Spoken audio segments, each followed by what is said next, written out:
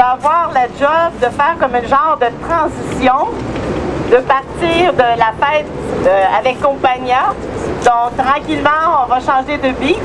Le lien que je pourrais faire avec notre beau band, c'est que quand j'invite tout le monde à revenir ici avec Compagnia pour célébrer quand les électrochocs, on aura cessé d'en donner aux personnes au Québec. Qu'est-ce que vous en pensez?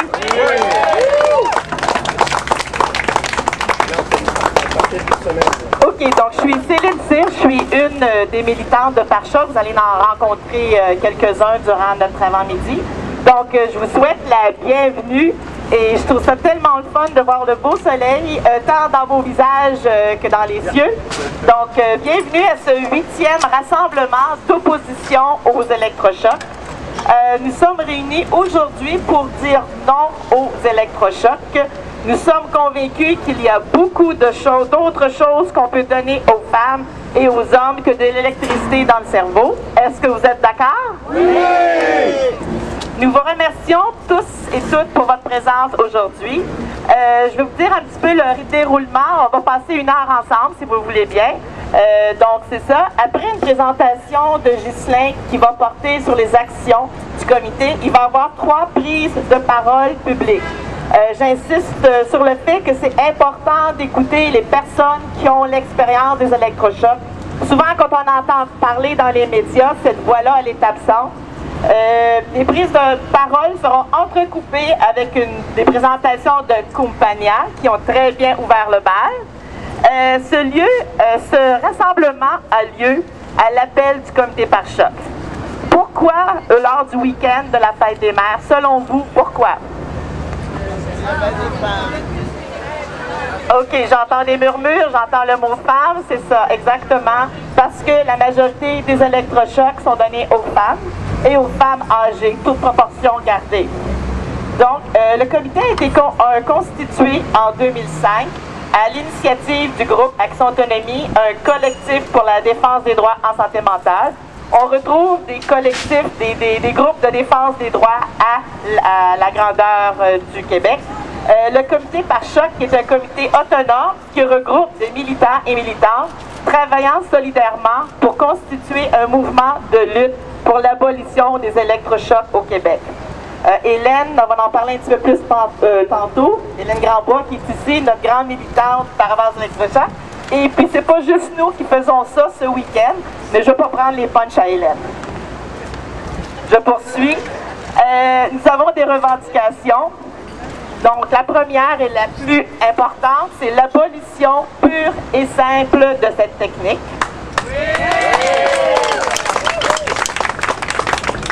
En attendant, parce que peut-être ça va arriver demain matin, mais je pense pas, un suivi, une surveillance très rigoureuse de la pratique qui a une implication du public, qu'on soit impliqué par rapport à ça.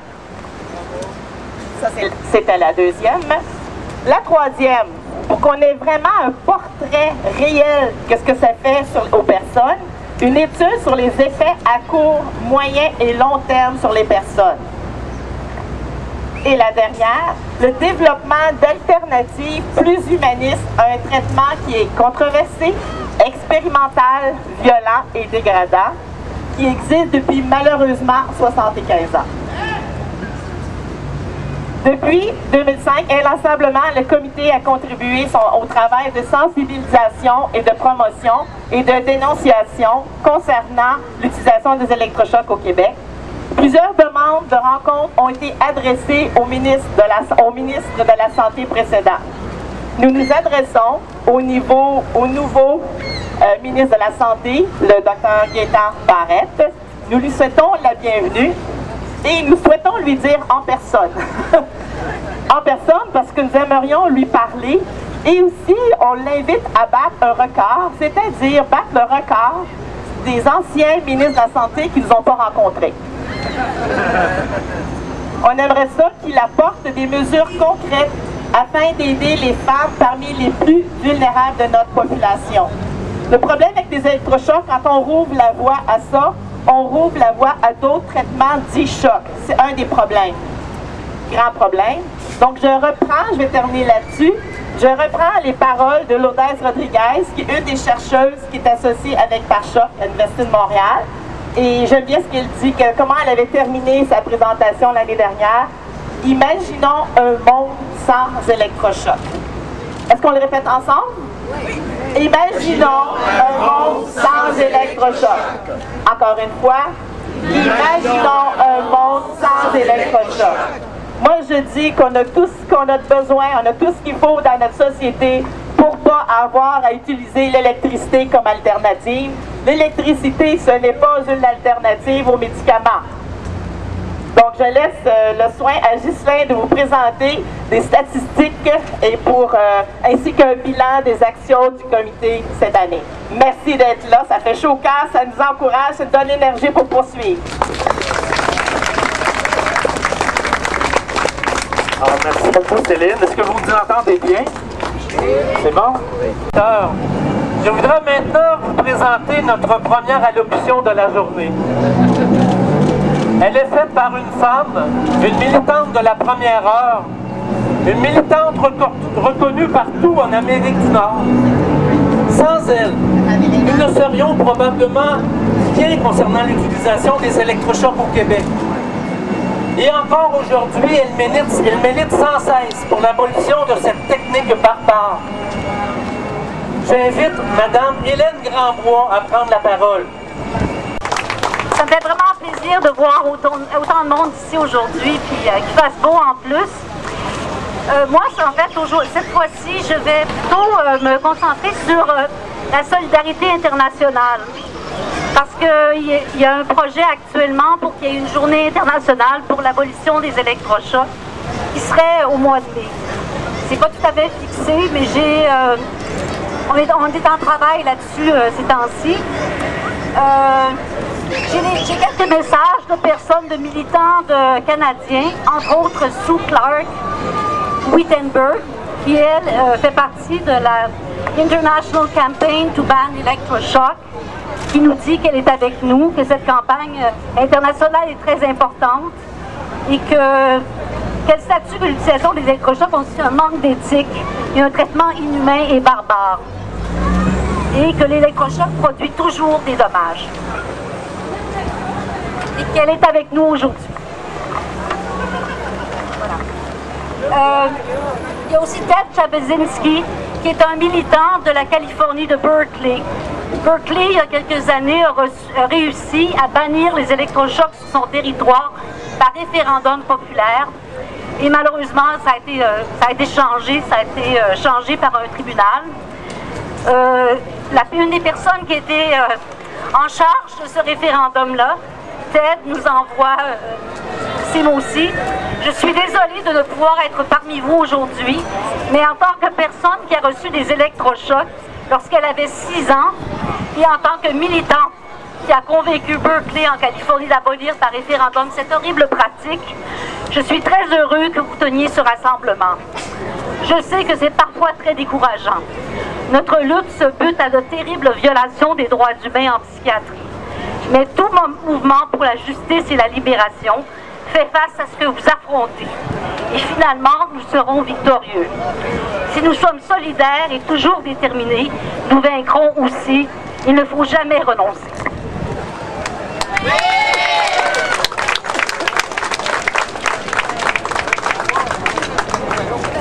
On a même des encouragements de Paris cette année. Ça fait des années que je cherche des francophones avec qui parler des électrochocs et de voir comment on peut en finir avec ça. Alors, il y a une auteure qui s'appelle Lorraine D. Domin, qui est une auteure d'un livre qui s'appelle Papa Fou, qui en fait est l'histoire de son histoire d'amour avec son père qui était diagnostiqué schizophrène. Et pour nous encourager, elle nous offre 20 livres, pour encourager finalement sa participation qui ne peut pas être là. Donc, elle nous envoie 20 livres qu'on peut obtenir par Amazon.com. Dans son livre, dans Papa Fou, elle dit « Quant aux électrochocs, une soi-disant thérapie, point d'interrogation. Écoutez ma prière. Un patient, on ne le force pas, mais on le respecte. Un patient, on ne le choque pas, mais on le soigne. Un patient, on ne le terrorise pas, mais on le rassure. Sa mémoire, on ne l'efface pas, mais on l'écoute. Un patient, on ne le tue pas, mais on le guérit.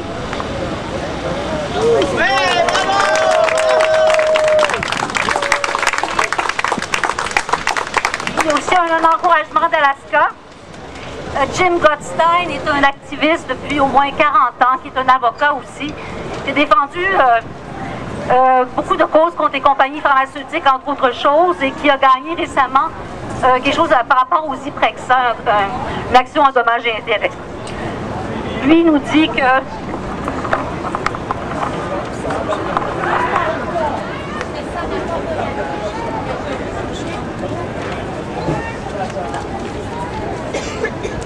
Jim a défendu plusieurs causes depuis une trentaine d'années, dont récemment une action en dommages contre le fabricant de Zyprexa. Il nous dit que l'électrochoc est une technique barbare qui ne devrait pas être permise dans une société humaine et civilisée. Les gouvernements du monde devraient avoir honte de permettre ça et la psychiatrie d'en faire la promotion. Le projet Psych Rights, dont je suis membre, est solidaire avec vous toutes et tous de Montréal qui travaillent à l'abolition des électrochocs pour toute personne. Car tout le monde est mal informé et surtout les victimes sont souvent involontaires et vulnérables.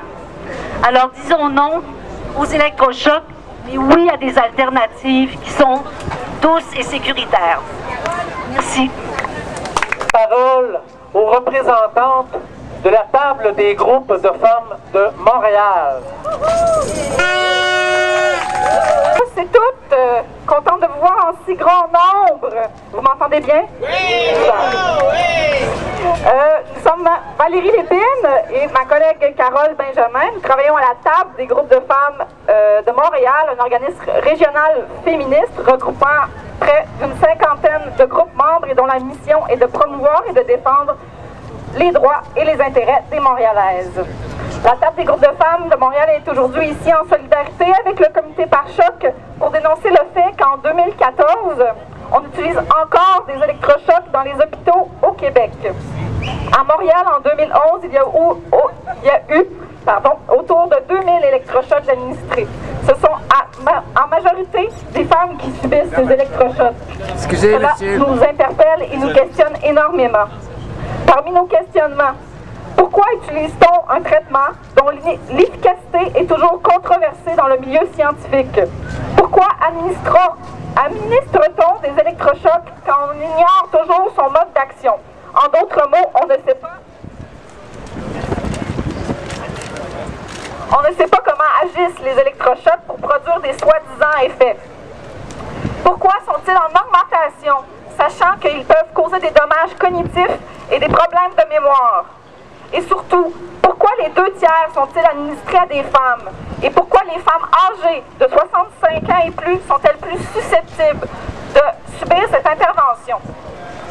Dans notre société où différentes formes d'oppression subsistent, il est tout à fait compréhensible que les femmes vivent des situations qui affectent leur santé.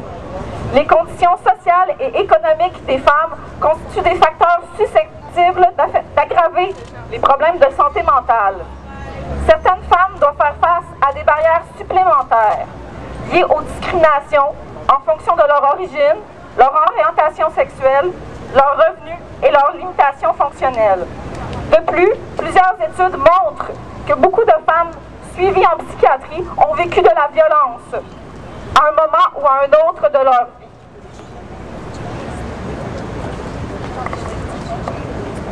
Il nous faut garder en tête que bien souvent, c'est la société patriarcale qui nuit à la santé physique, psychologique et spirituelle des femmes. Nous ne considérons pas que les électrochocs puissent améliorer les conditions de vie des femmes.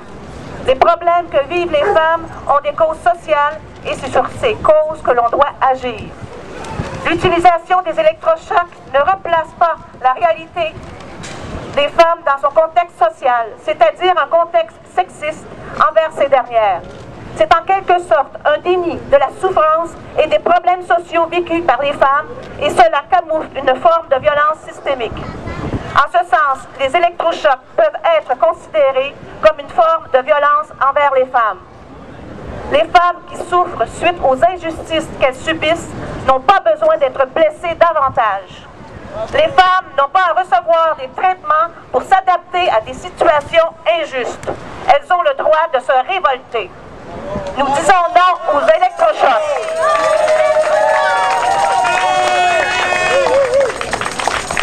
Face aux nouvelles mesures d'austérité actuelles et celles annoncées, et face à l'effritement continuel de notre filet social, nous devons rester vigilantes. Il faut dire non aux mesures économiques, sociales et culturelles qui mettent au centre le capital et les profits et déshumanisent notre civilisation. Ce sont les systèmes d'oppression de nos sociétés qui ont besoin d'un traitement choc, pas les femmes.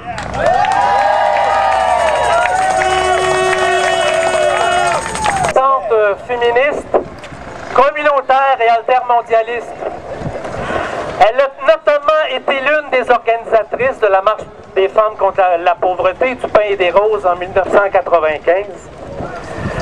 À l'été 2011, elle participe à la flottille de la liberté à bord du bateau canadien pour Gaza, un projet humanitaire qui visait à briser le blocus par Israël de la bande de Gaza. Elle a été élue députée de Québec solidaire dans la circonscription de Sainte-Marie-Saint-Jacques le 7 avril dernier. J'invite à prendre la parole Madame Manon Massé. Tout le monde, je pense que je sais comment ça marche. Ça n'a pas de maudit bon sens. J'entendais les statistiques, puis on le sait qu'on n'a pas les chiffres. Alors, une chance qu'il y a du monde comme vous autres qui prennent la peine d'essayer de documenter l'aspect qui est totalement inacceptable qui se vit actuellement dans notre société, c'est-à-dire qu'on utilise des moyens archaïques pour faire taire du monde. Tantôt, on l'a entendu, le 2/3 des connus des personnes qui subissent des électrochocs sont des femmes. C'est pas pour rien qu'on est féministe. C'est pas pour rien que, comme féministe, on entendait tantôt que les groupes de femmes ont été, dès le début, des alliés indéfectibles du mouvement par choc. C'est pas pour rien. C'est parce que c'est nous autres qui sommes visés. C'est parce que la table des groupes de femmes disait il faut qu'on nous laisse le droit de nous révolter. Et ça, c'est tellement essentiel. Et j'espère qu'on va continuer à se révolter. Moi, ce que je veux vous dire, premièrement, c'est que c'est ma première prise de parole comme députée.